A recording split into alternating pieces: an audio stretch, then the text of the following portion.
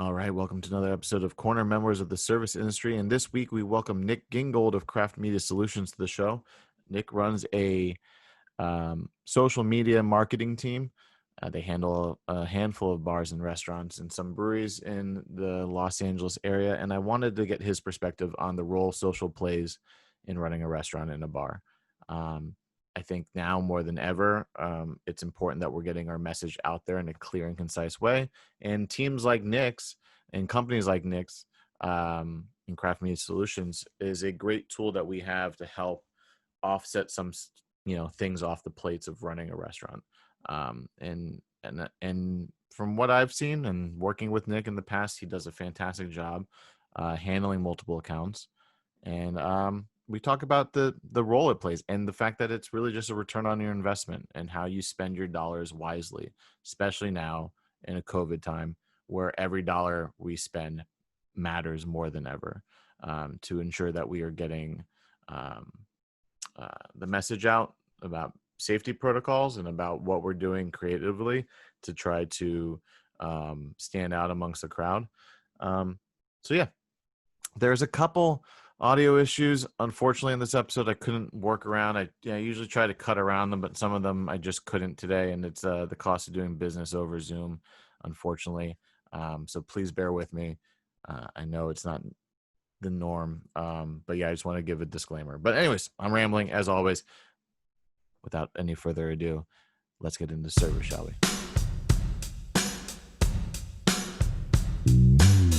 You're listening to Corner Memoirs of the Service Industry, a podcast set out to document the lives of those who work in service and hospitality. I'm Eric Chopo, and I'll be running the front of the house tonight. I'm a 22-year vet in the bar and restaurant scene and have worked and managed everything from Michelin star restaurants to dive bars and everything in between.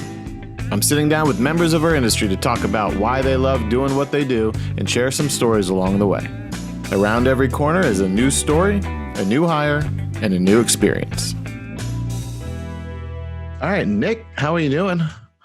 I'm great. How are you? Good. Everyone listening, this is Nick Gingold of Craft Media Solutions. He is would you call yourself a social media guru, or is it a? I don't throw guru around a lot, but we do digital marketing, basically. So So my partner is basically just me. My company is just me and a partner, Kelly Erickson, and together we do social media management, we do graphic design, we do website design, a little bit of PR. Basically, like within the restaurant and bar industry and a few other companies, we're pretty much like in that space, just doing social media content. I've been a professional photographer for like 13 years, so a lot of that like comes into play, it keeps us pretty busy. Nice. And so some of the places you're working downtown or just in LA is general, for those of the listening audience who are here in Los Angeles, Boomtown Brewery in downtown LA, Mescalero. You do both locations or just the downtown one? Yeah, we do. Both? Both locations. The one in Long Beach also, which is awesome. It's just rocking it right. Yeah. And then a couple others like Stout Burger, which is an institution here in Los Angeles, and Dry River Brewing, another brewery company. Also Boo's Philly Cheesesteak. Can't forget Boo's. Nice. Yeah, man, they're the best. Okay, so I wanted to bring you on because I'm a firm believer in the importance of social media and having that knowledge when managing or running a bar or restaurant. And I think this is a little departure from the show normally, in that this isn't so much of like geared towards those who are servers and bartenders and, cooks. And it's more to the management side of things of how we can better market ourselves. So to that, one of my first questions to you is kind of, what do you see the role of social within, a bar and a restaurant? Is it just marketing? Do you see it as something, much more? That's a good question. I think that we can get into the idea that this actually might be pretty beneficial to servers and bartenders as well. Totally. But for a company itself, I really think that like what the main goal should be is to give people an experience on their phone that they would have when they come into your establishment, right? Okay. So we want something like authentic, that we want to use content to create something authentic, so that if I'm looking on my phone, I pretty much need to get it, right? Like I need to be able to look at a place and say, like, this is good for these few things, right? Like whatever you're highlighting, whatever's like really, really special about your place. Those are the things that we really want to bring out. But yeah, I mean, social media is all about like, how do we bring the experience, into a phone and try and give people a taste of what we can be at our best. Right. So when you're saying experience, I think that a lot of people, they default to just photos of their food or their drinks. And I know with a lot of the handles that you are in charge of, what you're kind of selling is that overall experience of coming in. I know like Mescalero in particular, it's kind of the vibe of the bar, it's happy bartenders and happy guests. And if they have DJ sets, this notion of we're more than the sum of our parts. This is the overall experience that you would have coming in. Yeah, sure. Yeah, it's kind of a happy medium, right? Because there's so many things that you want to touch on. And so you try not to just pepper your page with all of the same thing, right? And so I think that, yeah, that overall experience, if you look at a page, right, like, you might see 12 or 15 squares, if we're just talking about Instagram. Totally. And that's what you get, right? Like that's what a person sees. So, there's all sorts of different styles of photography that can go into that. So like some of it's food, some of it's beverage, some of it might be lifestyle. Obviously with COVID, like we're pushing a lot of to-go items. And so like, that's a whole other thing, right? Which is like, okay, how do we take that authentic experience that we're talking about, and how do we like bring that into people's living rooms, which is just was mind blowing to think about at first. But, now that we've had 6 months to kind of work within that, we've kind of come up with a good game plan, but yeah, it's challenging to kind of do it all the time. And that kind of led into my second question, is kind of how does that role of social, how has that changed during COVID? And you touched on it's like this notion of, trying to find ways to get across that as in a to-go experience, I would imagine. But is there any other things that like any hurdles that you've had since the whole COVID thing? Yeah. I think when March hit, it was a lot of not knowing what we could and couldn't do, and a lot of trying to like stay afloat. Right. So, business models changed on a dime. I mean, I think actually like Boomtown, one of our best craft beer clients, and is like kind of a prime example of that, right? Where it was like, okay, well, we can't have people, in the tap room anymore. So like, what are our options? Right. And for them, it was a huge shift where 6 months ago, most of what they were doing was on draft. Now you're seeing a lot more can options. So it's like, okay, well, we have to completely change the game. And then, a second hurdle was safety policies, right? Because like we want to be a face for company. We are a face for companies, right? Like they're their voice a lot of times. And it's incredible that, we have that level of trust with our clients to be able to say, okay, like, we trust you to say the right thing, in a way that's like digestible, which I think is like crazy important. But yeah, I think like that was like a huge challenge, was like, okay, how do we stay within safety protocols? How do we continue to like keep this business afloat and like maintain that like brand identity that people work so hard to build? And it's so fragile in a, in a time where like, you say the wrong thing, or, you do something wrong, or a customer has a poor experience, and it's like, well, how do you manage that? And not, not like hide it, or, we're not, I think my job is like not to like cover anything up. That's definitely not what we do. It's more about like, how do we do this in a way that's like authentic, to the audience, and make sure that like if someone has a question or if someone has a comment, that we handle it in the right way, where they feel valid, because a lot of times these customers, like they want to feel validated, and if they feel they've been wronged or something, and so you have to stay on top of that as well. Yeah, I mean, I've always had that love-hate thing as a manager dealing with reviews, and reaching out to customers. Cause I think as a whole, like, you can you're adding fuel to a fire if you're kind of bending over so much for every single negative review. But it is a teaching tool that I kind of take it with a grain of salt, because I know for me, every review I've read has been like, okay, so what is the one or two things I can take away from this thing as far as where we failed as a company, where we did something wrong as a company, and then how much of this is just BS and somebody. And so, I've always kind of like, you reach out, but having somebody else objectively do it is probably better than, because I know a lot of managers the same way. It's one of those things we dread having to do, but it's easier. Yeah. I mean, it teaches patience, it teaches patience like none other. But I think that like you get to a point where you sometimes have to plant your flag as a company and say, listen, like, we did the right things here. Right. And it's got to be evaluated on a total case by case basis. But like, you want to stay true to, you want to do right by your employees. Yeah. You want to do right by the people that you work with. But you have to acknowledge, if there's something that's messed up, you have to acknowledge that and make it right. And I think that like, honestly, that's what 99% of people that reach out through social media for some kind of negative comment, they feel like, the company, could be doing a little bit better. And oftentimes, they might be justified in that. So it's like, okay, we can make this right pretty easily. And then honestly, like I can tell you how many times, like we just do the right thing and you do it quickly. Yeah. Like you end up with a customer for life. Right. Yeah. And they come out of that experience just like so much more happy, than they started, and so much more of a fan because you like did something the right way. And I think that's really helpful.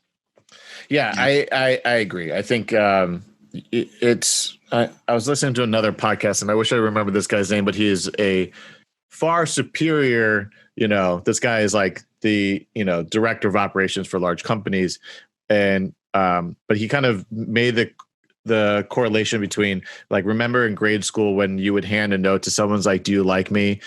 Check yes, check no. But if it was like, you would be upset if they hit no, but you'd be more upset if you never got that letter back. Like they just ignored you completely. And that's kind of how if you look at like, Yelp reviews or just reviews in general, it's essentially the same thing. They're taking the time to reach out to you. And if you aren't reaching back in some level, you're just straight up ignoring them, which is not good for business, regardless of whether they're right or wrong or, or how you feel about it. You should be engaging, with your customer base. So that kind of leads me to the next thing is I wanted your opinion on it. Like, I find with myself being a little on the tech savvy side that I'm going towards a company's Instagram page before I'm going to their Yelp page or Google page. I'll search for them on Instagram before I search for them, on Google. Is that a trend that you're seeing that, customers are starting to move away from the Yelp model as like where to figure out where they want to go out to eat or drink? Is it more focused? Like how do you approach this as a company? Are you focused more on the photos of it or? I mean, that's a good question. I mean, we're always focused on like quality over quantity, right? Mm-hmm. So like being a photographer, like for me, like there's nothing more fun than when one of my clients calls me up and says, hey, like we have a new menu item, right? Which is like kind of a, not that big of a deal for a lot of people, but like I actually get to go do my job now, right? Which is like, okay, we come in, we do a series of photos that like makes it great. And then like we slowly release that out to the public. To your other question about like, well, I think like how people get information these days is on the platforms that they use the most, right? Mm-hmm. So like TikTok might not be there yet in terms of like, oh, well, I'm going to look for, a business here. Right. But I definitely think that that's true for Instagram. Mm-hmm. And like something crazy, like 85% of most of like your web traffic is going to come on mobile nowadays. Mm-hmm. So like people need to, I think, be really, specific about having like a mobile friendly like website that shows all the information. It's like, what are the if you're a business owner or if you're a manager and you're like, man, like, I don't understand why we're not getting, this deal out into the, into the world as well as I want to. It's like, well, like is it on your Instagram? And then, okay, if it's on your Instagram, like, is it on your website? Yeah. Is your menu like easy to read? Like, is it, if I need to make a reservation, like, can I easily find it? Just like people, I think, get in their own way when it comes to hurdles, like tech hurdles. Like, I want to be able to click something in like 2 or 3 clicks and know exactly what I need. And besides that, you're going to lose people, I have worked for too many companies that have spent or wasted too much money on a company to build a website for them that doesn't do the 2 main things a website, in my opinion, should do. And correct me if I'm wrong, but I think this is what a website should do. 1, first and foremost, give you all the pertinent information you need about the restaurant, your hours of operation, your contact, your menu, show food items, show the culture, show everything in it. So that's 1. 2 is capture email addresses. It just needs to capture an email address. You'd be surprised that a lot of people don't want to, businesses, I would say, don't really want to go that route, which is dumb, because if you are a business owner and you're watching this, email is like one of the best ways to get in touch with your customers. And a lot of times it's like customers that have already been there, right? Like they're going to give you their email address once they trust you or once they've experienced you. Like, I think that like the majority of people that would sign up for an email list aren't just like, oh, let me put myself on this random email list for people I haven't, a restaurant I haven't been to. Right. But yeah, I think that like customer retention, like bringing back people that already had a good experience, is best done through email. I think you're right that I think that you need to be capturing emails either on site through your POS system, which many do that these days. And you're right. It should be on your website as well. You should be able to collect email addresses there. But email marketing, really, if you're a bar or restaurant, is a great way to retain customers and bring them back in. Emails have one of the highest like opening rates as opposed to social media, which like, for an Instagram account, right? Like if I have 30,000 followers, a post that I do might only reach like 25K. Right. Like, like 2,500 people. Like you're not even reaching like a segment of your following. So email is a great way to like reach people who have been there before. I would recommend any business to do that. For sure. When I look at email, there's no algorithm to get in your way. Your email is not sorted by algorithm. It's just, if I send you an email, it's in your thing. If I'm, it's of a place that you love, I still get all of Boomtown's, new can releases and stuff via email. So I'm more inclined to click on it because I'm just curious to what they're emailing me. And it's a place that I'm, a fan of. And to your point about POS systems is, we live in a data-driven world. And I think most restaurateurs, owners, managers, even staff are not aware of like data is one of the more important things we should be looking at, customer data, right? I've been working with a POS company called Union POS, and they're set up to collect data from the customer. So repeat customers, every time you swipe a card, it builds a profile on somebody who's come in, and it recognizes that card is a second time or a third time within the POS. And it starts to build a profile on this person's spending habits, what products they're buying more frequently than others.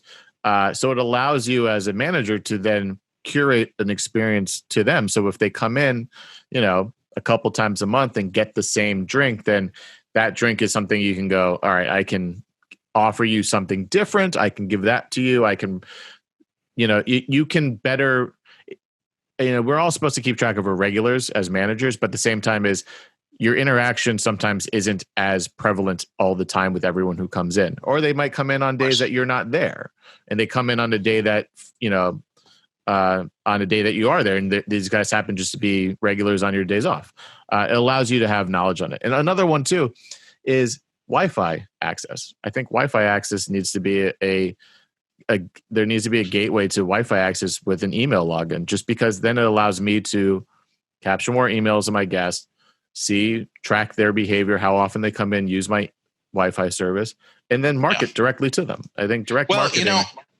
Yeah, like all everything that we're talking about, right? Like everything costs money, right? Yeah. So like being able to have a Wi-Fi system that you capture email addresses on, I think is super beneficial, but it does cost like $600 a month or something, right? Yeah. So I think that like it's all about like anything that you can do is all about like your return on investment, right? Yeah. Like people should be hiring me because I bring them in more money than they pay me, right? Yeah. And the same thing with the email, so like you can set up a MailChimp, right? Mm-hmm. And you can maybe within your own POS system, like get email addresses, from things that you already have set up or, companies that you're already working with. The extra stuff is great, but it does have a cost with it. So like sometimes, with smaller businesses like that just might not be feasible. Right. And there are other things that you can do, Yeah. So, but yeah, I mean, in a perfect world, yeah, every place that had dine-in, I would try and have them have a Wi-Fi, that they would have to input their email address in to do that. I mean, I would be spending my money there instead of a couple $100 a month website service to manage your website. I would just build a Squarespace website that gives out information and captures emails because it has a newsletter function that's built in this, Squarespace, and then just save money and then spend it elsewhere where you can actually. Yeah. It's all goal oriented. Yeah. So if you can figure out what your goals are, for example, like Squarespace is good for a multitude of reasons. One being that it's not expensive, but I would say that a pretty like fleshed out WordPress site is going to be very beneficial. Totally. Again, like I think that we can point to something like Boomtown where we had to change their website up as part of what we did for COVID in an effort to increase sales. Yeah. So now they have like a really robust website for sales, and we would have had to completely start from scratch if we had used a Squarespace site. Yeah. There are probably tools to do that, but honestly, like I think that it just depends on the type of establishment you are and what goals you have for that. Yeah. And I think, but the beauty of something like WordPress is it's you can go in and change it. The owners can go in and change it. The manager can go in and change it. It's an easy, intuitive program to use. I know, like I've used companies that I don't want to name them, but I've used companies that this is all they do is websites for restaurants. And then I have to send changes to somebody to change, they become the gatekeepers for me to get my message out to my customers. And I always found that extremely frustrating. And I'm paying them as much as a service that, like I'm paying them as much a month as something as like a gateway to Wi-Fi access. Yeah, I mean, anything like social media or your website or anything. I think the name of the game, especially right now, is being nimble, right? And being able to like change on a dime if you need to, because so much of that is something that will change. And you're right, it can be frustrating when hopefully there aren't people in my position that are dragging their feet too much, but we have 6 or 7 clients that we manage social media for all at the same time. I spend entirely too much time on my phone. So every once in a while, something might slip through the cracks. And that's just like when relationships, just like anything else, right? Like relationships are so important because I need someone on site to be able to text me and say, hey, listen, man, like we got to get this done. And I can say, okay, no problem. Yeah. But, you have to have good relationships with the people on staff, and we try and be really friendly. I try and be there, not, probably for a restaurant, right? Like I'm maybe there once a week or every other week, depending on the need. But what we're doing from the get-go when we start working with a company is like stockpiling images, right? Yeah. And then, yeah. So you start with a lot, and then ultimately you only have to be there kind of when you need to be. But those relationships about knowing when changes are happening, or even knowing what staff is dealing with. If they're seeing that something isn't working on social, or that you're not moving something, that needs to be relayed on, and so it can change your strategy on a daily or weekly basis. Yeah, I agree. I know, like from a manager's standpoint, being able to kind of look at.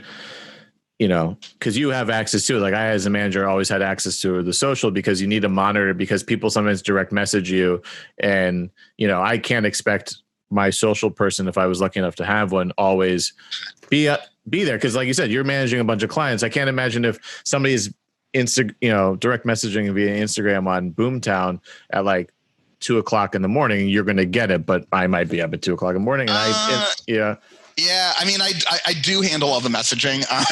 So Boomtown specifically, I think for all of our clients, most of the time we're handling the engagement, which is awesome. My girlfriend might not think it's awesome all the time, because like, sometimes there's days when shit hits the fan, and then you're just everything you're doing is like, fuck it, I have to. And then I'm just glued to my phone for the next like 2 hours to try and control the shit storm that's in front of me. But yeah, I mean, that's part of it. I think you're right. Like, there is like a cutoff time, right? Like if I receive something after like 11, it depends on what I'm doing, but there are some things that require immediate attention, and then there are plenty of other things that you say, okay, like I'm gonna put some limits on myself just for like personal health of not like going crazy, and like I can answer this thing in the morning, and it's not going to endanger the business or whatever.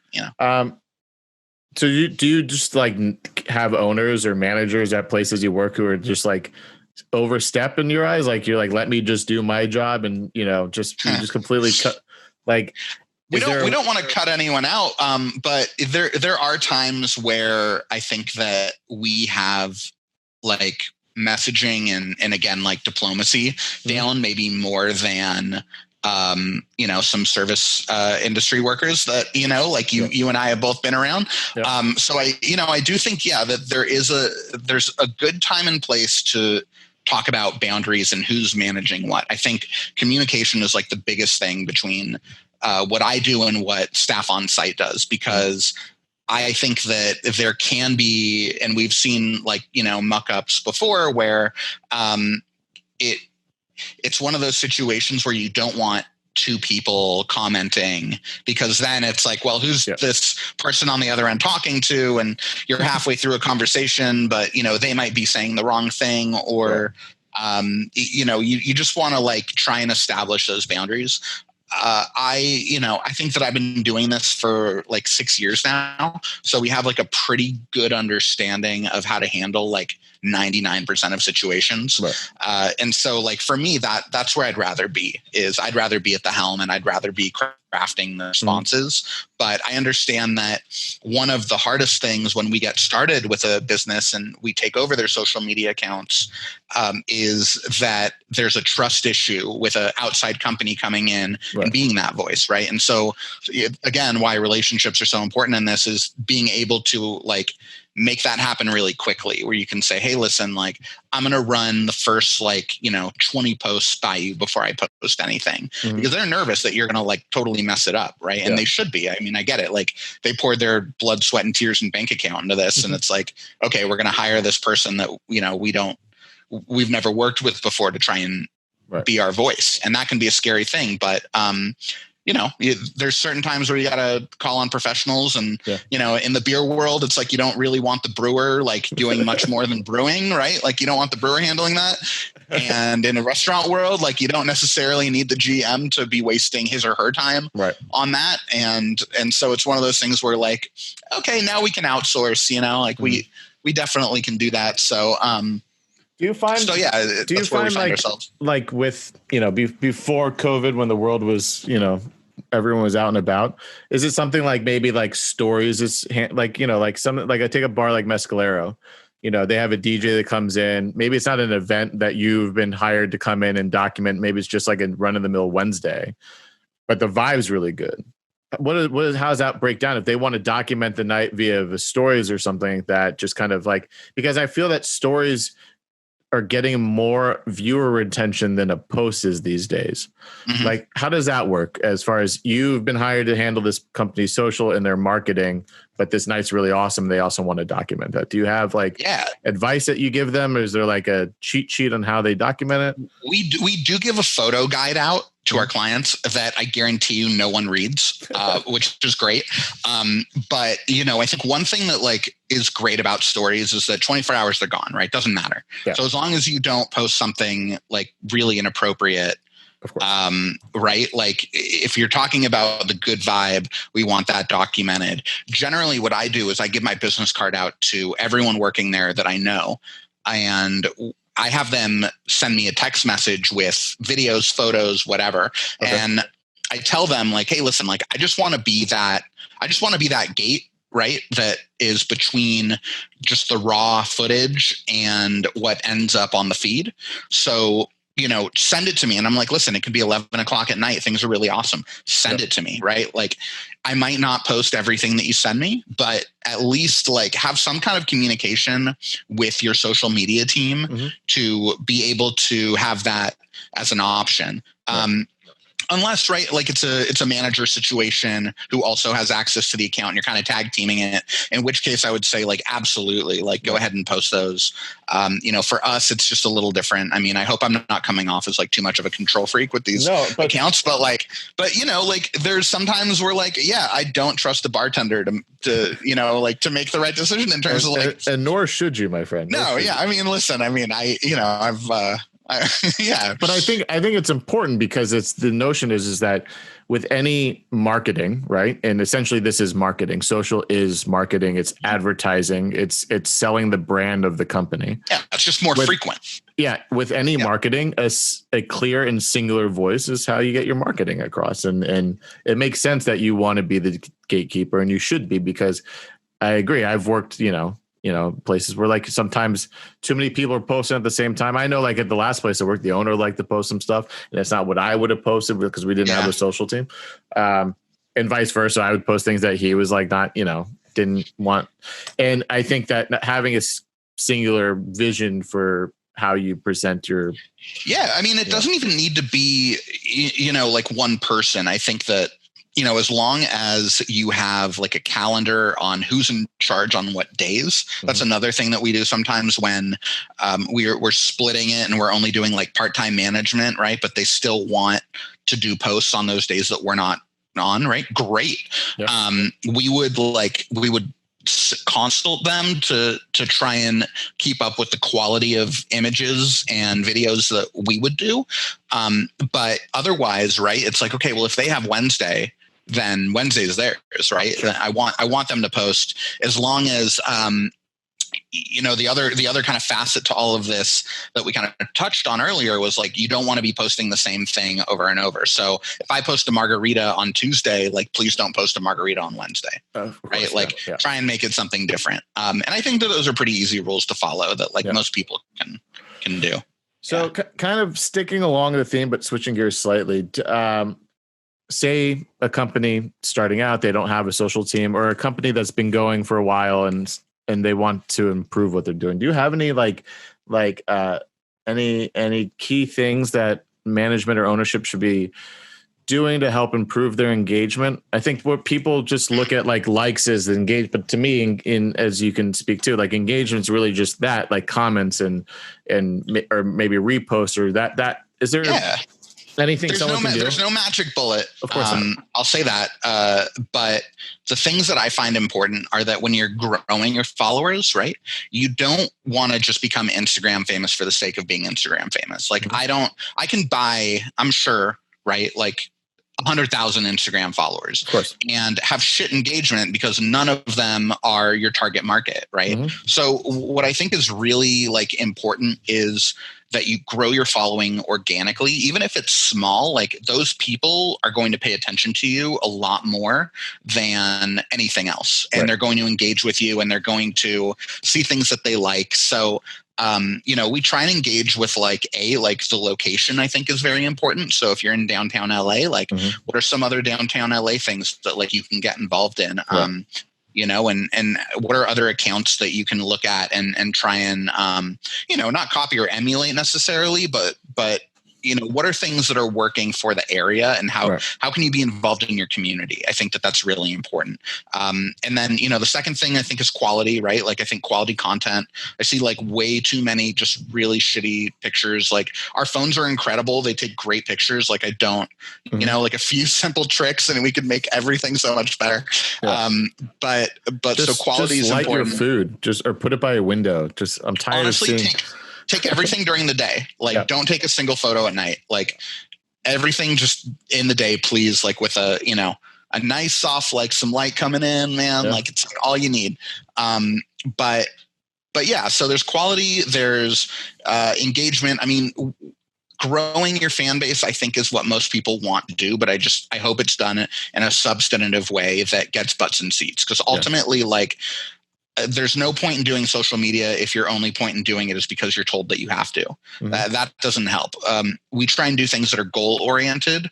So if happy hour, late night, and Taco Tuesday are the three things that you want to hit, right? Then, like, how can we hit that the hardest? Right. And like, how can we do a good job of doing that? And so I think that you have to be goal oriented. I think that you have to be communicative in your posts. And I think that you have to be able to get to the point pretty quickly. But, I mean, there's this whole other aspect that we haven't really been talking about yet, which is like the idea of being like socially conscious and trying to navigate a world where, if you do say the wrong thing, or if you have an opinion that you want to share, right? Like, what's an appropriate way to do that? And I think that we see a lot of businesses get in trouble sometimes because they're not really understanding the difference between like their personal account and, their business account.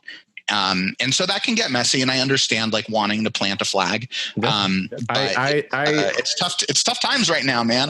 I had a big blow up. I mean, I had one. I don't think it registered for this guy whatsoever, but the account happening DTLA.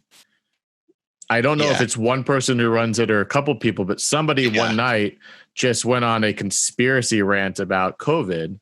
That's not one night. That's quite frequent. Yeah. But it was a night where I lost it on this guy, and I left several comments on these posts about, your page is supposed to be a tool for us who live downtown and to know what's going on.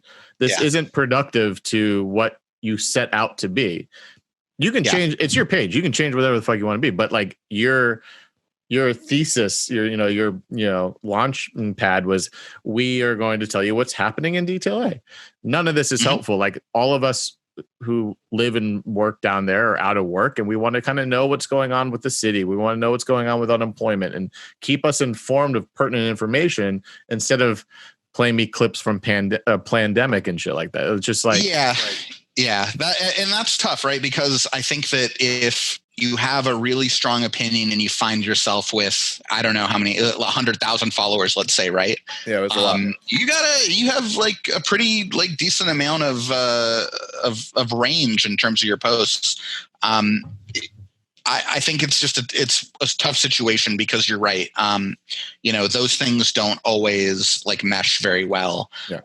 That's an instance where, the page is supposed to be one thing, and it ends up being, you end up finding that there is a human being behind it. And sometimes, but sometimes you don't always like who you find back there, and that happens. And look, I mean, the guy can think whatever he wants, but I just think it's like, if, say like the owner of Mescalero just decided to go on Mescalero and say stuff that's not good for business. And then at the end of the day, it's like, I believe that we live in a world now where everything, especially now bars and restaurants, need to be treated as brands, as Nikes, as Whole Foods, as Amp. Like, that's how you succeed. You can't just be like a brick and mortar place that sells pizzas. Like, you have to be selling the best pizzas, and you have to your goal should be to be known for this. So even if it's something as like innocuous as happening in DTLA, they're still a brand, and their reputation matters to people like me who like to follow them, like to interact with them. And I was like, well, I'm done with you now.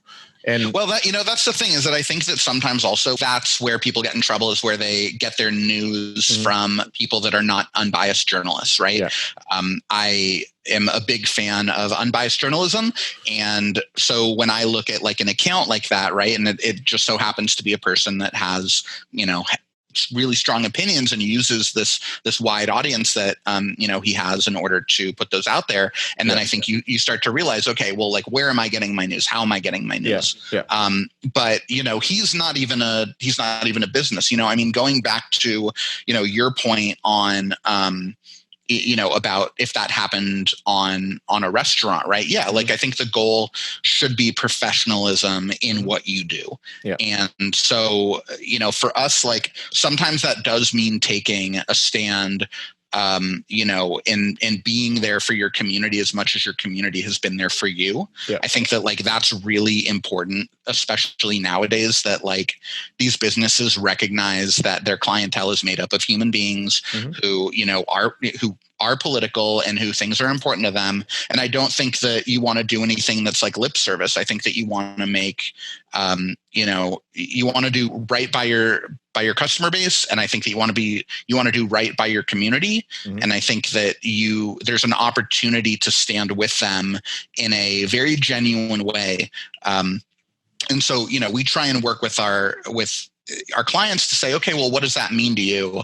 And how would that be important? Right. But those are tough conversations to have. Yeah. And, they might not always yield, the responses I want, but I do think that, like, as long as you're professional and you're there for, the people that support you, that those are important things to do. Yeah. I agree. I think, like, right now is a tricky time as far as messaging goes. I know, like, the backlash we all got as business owners doing the blackout day, because apparently we all misinterpreted what that was supposed to be, but still it was like telling those who, were, involved in it and those who weren't involved with it.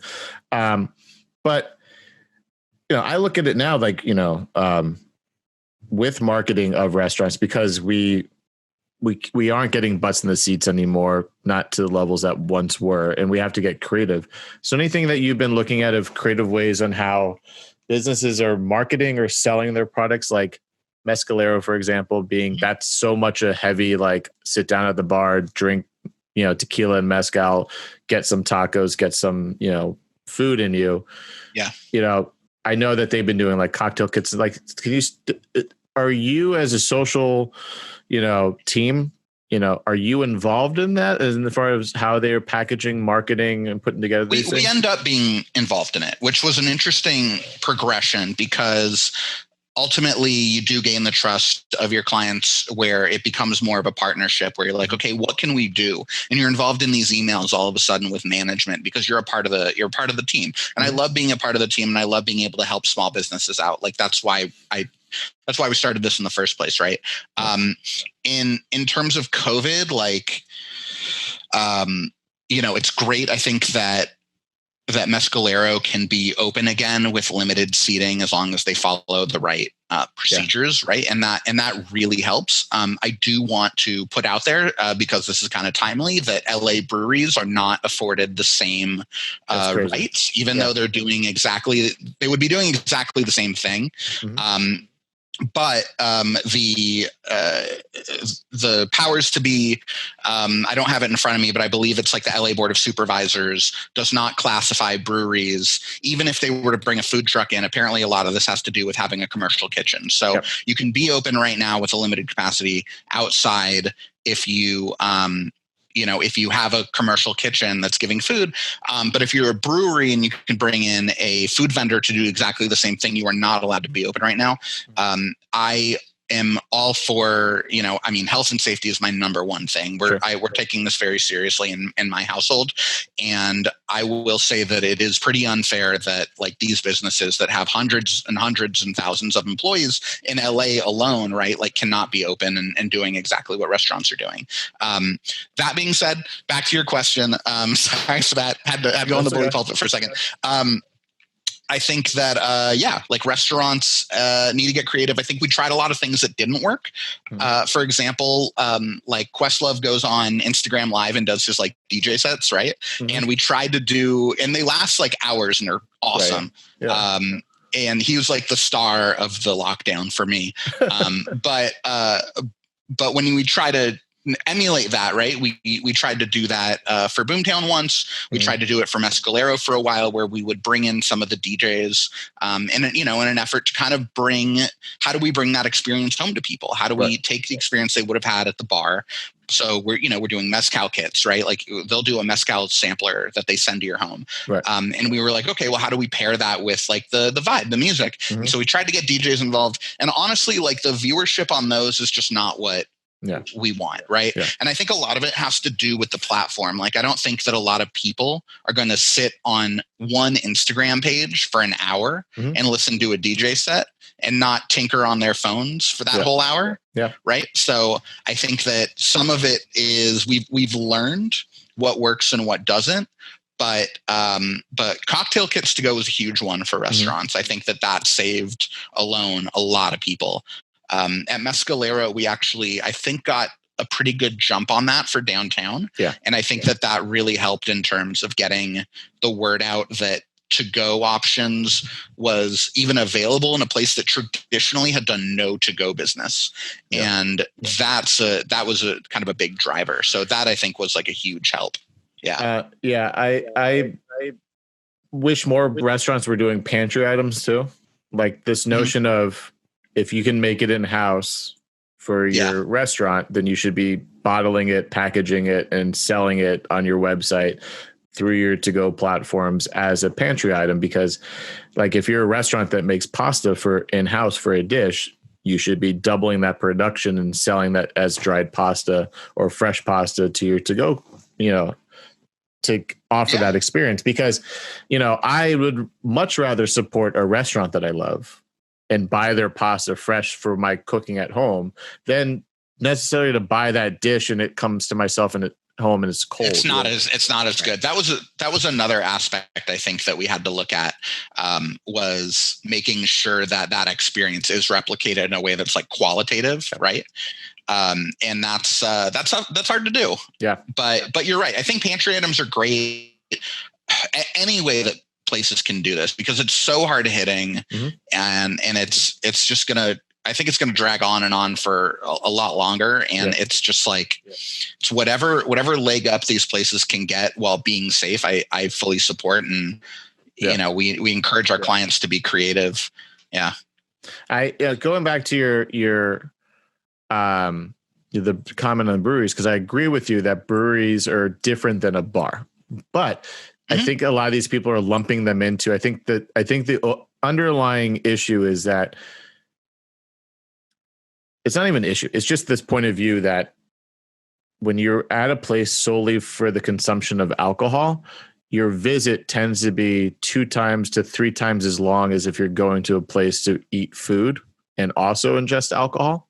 And I think that's the model that they're using for a lot of places, because there are a lot of bars that should be able to be open because they have the space to be open, that they don't have food, but they have a lot of space.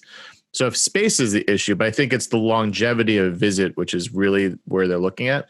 And also to that, which you can also limit. You can limit that though. Of course you can. Yeah. You can tell people. And I remember early on in this, when they were starting to let dine-in restaurants come back in again, I was on a call with city council in a comedy club here in Los Angeles, who I won't name. They are also a restaurant, like most comedy clubs are. And they were able to remove seats and socially distance people. And they asked, hey, so if we move tables around in position, and why can't we have a comic come on stage who's already standing 15 feet away from everybody perform? And of course, they didn't give a satisfactory answer to anybody listening to that call. And it's like one of those, it's just so arbitrary what's okay for us to do and what's not okay for us to do. I'm with you on that one. I think that if you can perform your function safely, I think LA being as large as it is being overly precautious, which I think is great, because you could tell like a couple months ago how our numbers were skyrocketing, and now we're starting to get it back under control because they tightened it up a bit. but I'd much rather them close this off completely for 4 or 5 months than opening us up back again. And then, So no, I'm with you on that. It seems like rules need to be applied across the board fairly, and I do think it's harder with alcohol because people do kind of in that time that you're talking about when things did reopen, you did have this element of people not really knowing how to act, and like people go to bars and still try and like hit on someone that they thought was cute across the bar, but it's like, dude, you got to stay with the people that you're with. Like, we can't have you going over there, right? And like, this girl doesn't want to talk to you right now. Like, you're not wearing a mask. So, I think people are getting better at it, and I think that since people are getting a little better at it, maybe there's an opportunity to reevaluate those rules. Mm-hmm. But yeah, I mean that first reopening was stupid. I was looking forward to a summer to go and getting creative and coming up with cocktail kits and coming up with fun, creative ways to have the experience at home. And they didn't give us more than a month and a half, 2 months to figure that out. And then we're like, oh, well, let's just be open. But then we can't be. And now it's like I lost all of this time to be creative and try to like singularly put my mind on how do I keep a business running for just to go. And I think it was I think so many people were at such a disadvantage because if you didn't have the luxury of having a team behind you, like you have a singular focus. You don't have to worry about budgets and payroll and food costs, and you can just focus on social and getting the word out there. But as a manager who didn't have a team to do that, not only am I focusing on getting my message out there and conveying to people how safe we are, I also now have to think about all this other stuff. And if we were just closed for 2 more months, I think so many more businesses would be open today than they were. They kind of took whatever money they had into a reopening, and then it failed, and now they're like, well, that's all I have. So and they had all that extra, excess food and stuff that they were like, oh man, now what do I do? And no, I'm with you on that, man. But hopefully we get over this pretty soon. I mean, for our clients, I know it's been really difficult, but we're, I think, very lucky that everyone that we work with right now is still in business, and it's good to put a team together of people that are creative enough and keep going back to like being nimble and being able to turn on a dime, right? Because like I think that if you're just stuck in your ways, right, like you're not going to get through this, and being able to morph your business model is so important. So we were just lucky that everyone stuck with us. I can imagine that in March it would have been really, really easy for people to say, well, the first thing to go is the social media team. Right? Like that's easy. Like that's an easy line item we can just cross out. And we can do that for ourselves for free. But I think that there was a validation in terms of what we do works and is important to keep things going. Right. And so, find ourselves in a pretty lucky situation. And not to mention too, is like, I know from experience, it would have been easier to have a team because then, selfishly, you're not the one as an owner going out there and, creating that content and putting yourself at quote unquote risk to being out, you're paying somebody else to do it. So like, not that I want anyone putting you at risk, Nick, but I think the notion it's an easier thing. It's like, hey, I'll go out to the location to document how we're handling this. You can stay at home and just trust that it's all going to get, Yeah, I mean, as a photographer, it was definitely a little scary to start going out to clients because you didn't know what everyone else was doing. We found workarounds in the fact that delivery ended up being a pretty good avenue. So, and my girlfriend works in healthcare and sees patients a couple times a week. And so for us, I was like, well, I'm more of the threat than you guys are. Right. So it was masks and gloves and lots of hand sanitizer for a very, very long time, still is. But when delivery happened, right, it was like, okay, give me the delivery items. I'm going to take them home and I'm going to shoot them at home. Mm-hmm. And so I think that you could probably look back and see a change in photography on some of our accounts in March and April because that's what had to be done, right? We just, if Boomtown had a new can, like give me that 4-pack, I'll go shoot it at home. And is that why the can photos are just stunning now? Because you're not shooting them at Boomtown, you're shooting them at your studio at home. I would like to think that they would have evolved in that way anyway. I think that we're like always trying to get better at what we do, and some of that is how do we just raise the bar? Like, how many ways can you shoot a beer, right? I don't know, man, but you found a way to make it like magazine worthy. I appreciate that. Yeah. I think that part of it is just like, okay, we did that already. What haven't we done? Right. And sometimes I just honestly sit there with a freaking 4-pack in front of my, studio light. And I just like shake my head and go like, well, I could go low, I could go high, I could fill this glass up more. Like, I don't know, man. You're like, this is my life now. Yeah, no, this has been my life for quite a while. Between taking photos of the same product for 6 years and, managing, being on my phone too much. Man, it's a profession that I would definitely recommend.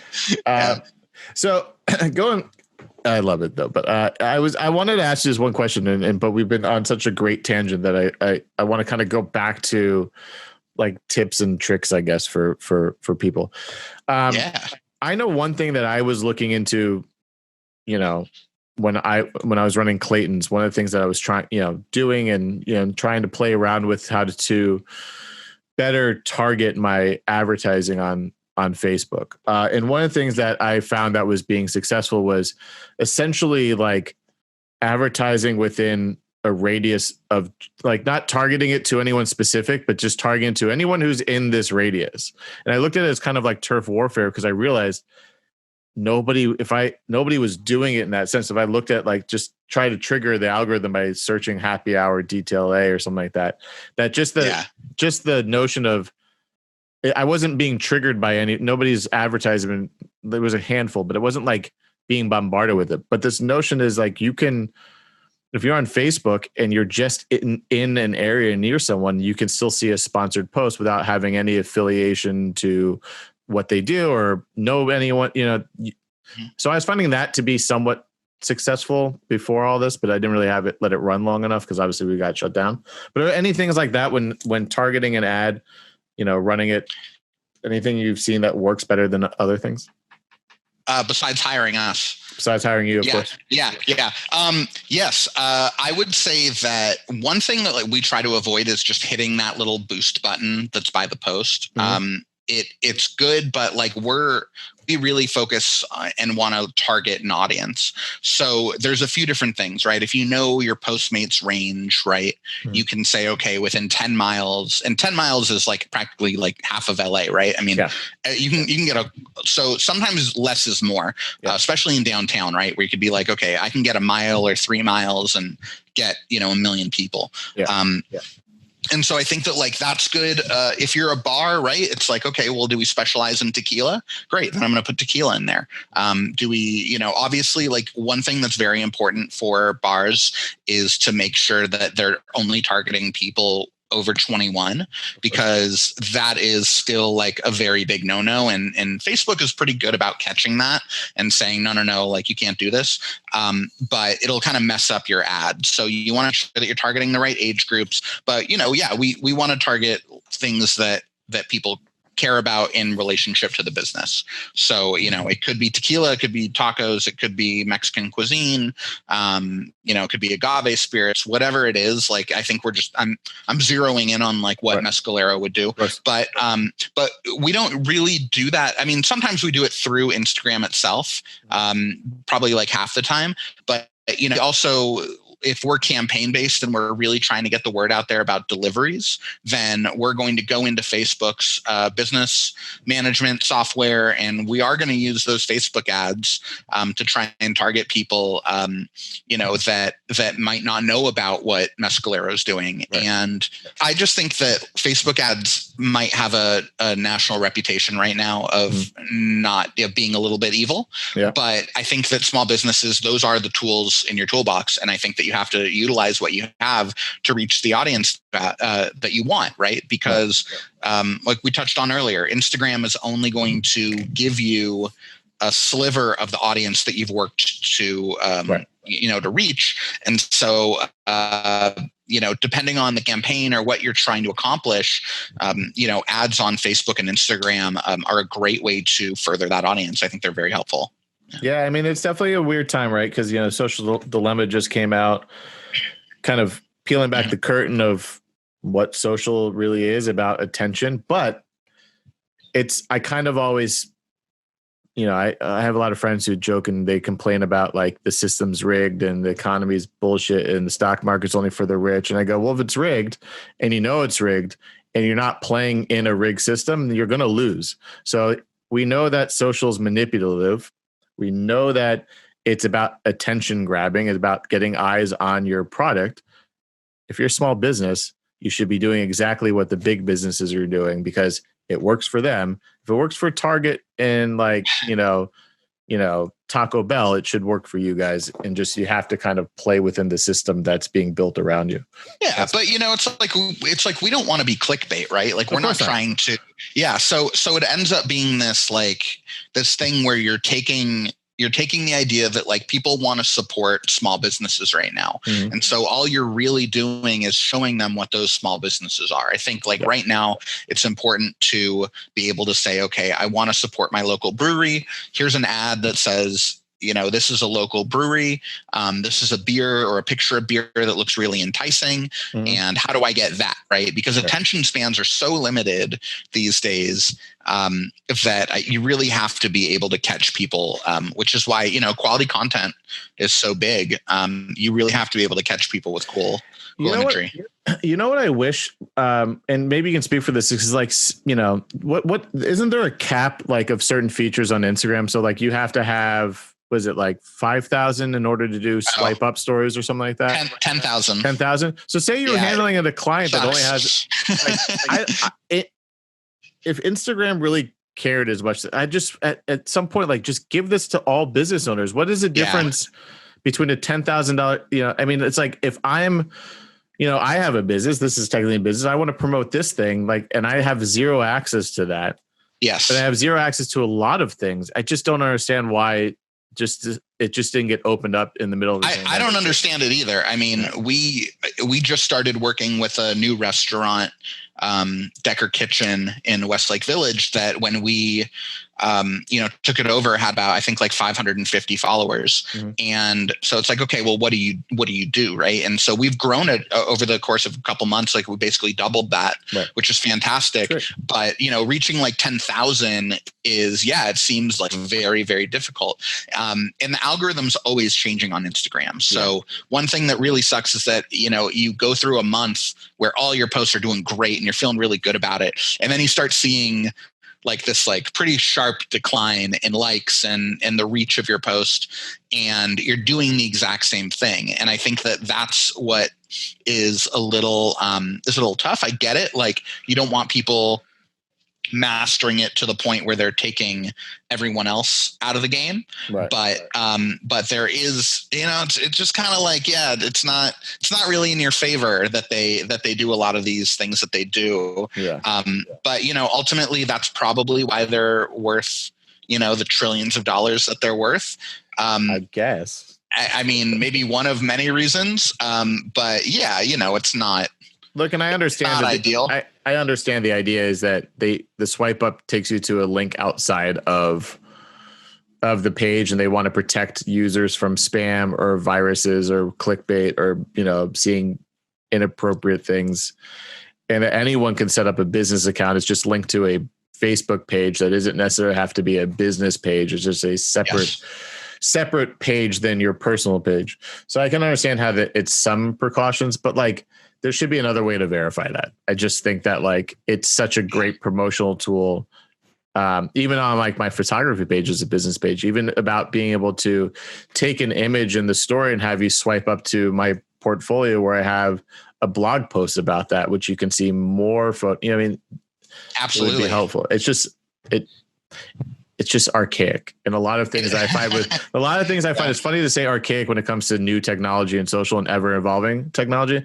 But I found, especially I'm finding in COVID when it comes to restaurants and how we did things, and how we talk about doing things in the future is this archaic mindset of like being stuck in the past. Like, I get it. You're concerned about controlling the narrative and controlling the wrong people, but instead of just putting up borders, just find a new way to verify people. And then, somebody might hack that, but I just think, I don't know, that to me doesn't seem like their genuine reasoning. No, like, of course not. Right? It's like the idea of voter fraud, right? Like, like you can totally make the case that this could be, but I think like the reality on the ground is that it's just a tool for them to make you want 10,000 followers, right? Yeah. And it's like finding 10,000 authentic followers takes a lot of time, and so those things become available to you.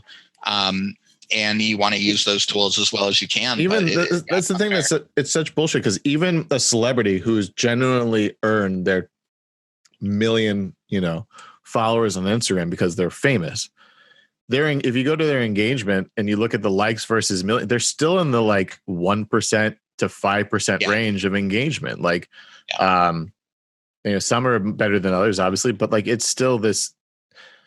It's hard to get the attention of your targeted audience, and when advertising and trying to keep a small business or a restaurant or a bar afloat, I think having somebody like you in the pocket of a business is more vital than anything in this day and age. And kind of the reason I wanted to bring you on is to kind of highlight the importance of that role that you play, because it's rigged against us. And like I said, if you know it's rigged against you, find a way to play within that rig system. And that's hiring an outside team to handle all your social, so you can focus as a manager and owner on the things that actually matter. Like, being able to afford to pay people and be a job creator, Well, thanks for saying that. I mean, I do think that it is possible to, I mean, we offer a benefit, but I do think it's possible to do it on your own if that's the situation that you're in. Yep. I just think that it does take a good amount of time, and it takes, not just the time and effort, but I think that you have to look at it from like a perspective of being really genuine about everything. Right. And I think that you have to not look at it as something that's tedious, but you try and be goal oriented and try and like do it right. And yeah, man, I mean, it's, we're not crazy cheap, but we're not crazy expensive either. So it's one of those things where we try and do right by everyone. I think you said it right at the beginning. And I think I'll just end it on the notion of like, it's return on investment. Right. And I think within all aspects of business, but as a business like the service industry that is so heavily reliant on margins, is this food item worth it to sell at this price? It's always about return on your investment. And I think social is something that is taken for granted. It is, like you said, jokingly, it could be the first line item of something that's axed. But I think we're in a situation where our dollars matter right now more than ever, and we want to be able to see that return on investment. And I think being able to engage in your customers, being able to get your message out there, get your story out there in a concise manner is exactly going to be that, a return on one's investment. So I appreciate that. Yeah. So.